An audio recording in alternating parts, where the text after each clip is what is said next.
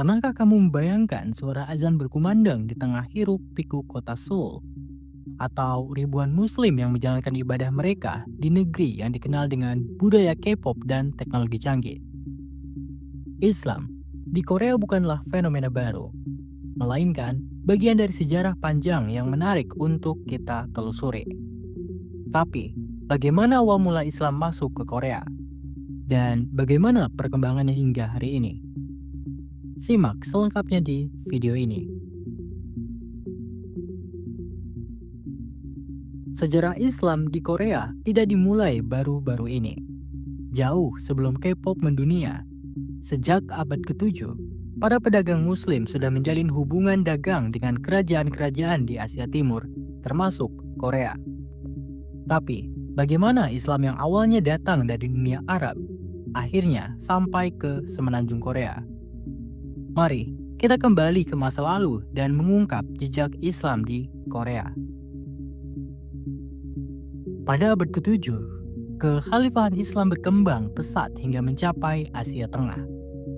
Di masa itu, pedagang Muslim dari kekhalifahan Umayyah dan Abbasiyah mulai berdagang dengan dinasti Tang di Tiongkok. Salah satu kerajaan yang memiliki hubungan dagang dengan dinasti Tang adalah Silla, salah satu dari 3 kerajaan di Korea. Tahun 751, terjadi pertempuran talas antara pasukan Tang dan pasukan Bani Abbasiyah. Kekalahan Tang dalam pertempuran ini mempercepat penyebaran teknologi kertas ke dunia Muslim dan semakin memperkuat hubungan antara dunia Islam dan Asia Timur. Nama Korea bahkan disebut dalam catatan Muslim oleh Ibnu Khurdabi pada abad ke-19. Pada masa dinasti Goryeo tahun 918 hingga 1392, Islam memiliki pengaruh yang lebih nyata. Banyak orang Uighur Muslim yang datang ke Korea sebagai pedagang dan pejabat di bawah kekuasaan Mongol. Bahkan, beberapa masjid sempat berdiri di ibu kota Gaesong pada masa itu. Namun, Islam mulai menghilang di Korea ketika dinasti Joseon berkuasa dan menggantikan ajaran agama sebelumnya dengan Neo-Konfusianisme. Islam mulai kembali dikenal di Korea Selatan setelah Perang Korea pada tahun 1950 hingga 1953. Turki mengirim pasukan sebagai bagian dari misi PBB untuk membantu Korea Selatan. Selain bertugas di medan perang, pasukan Turki juga mengajarkan Islam kepada masyarakat Korea. Akibatnya, sekelompok orang Korea mulai tertarik pada Islam dan membentuk Persatuan Muslim Korea pada tahun 1955. Tahun 1976 menjadi titik penting bagi komunitas Muslim di Korea.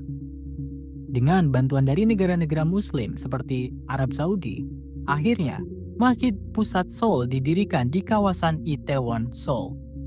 Hingga kini, masjid ini menjadi pusat kegiatan Islam di Korea Selatan.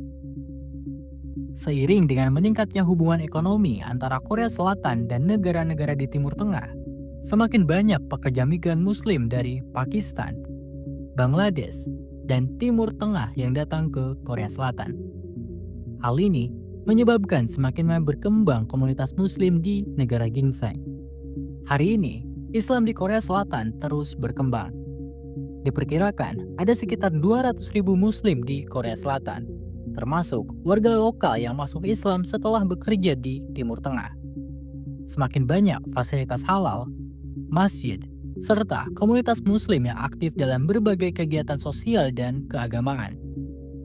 Namun, tidak dapat dimungkiri bahwa komunitas Muslim di Korea juga menghadapi tantangan, terutama dalam hal stereotip dan kurangnya pemahaman masyarakat tentang Islam.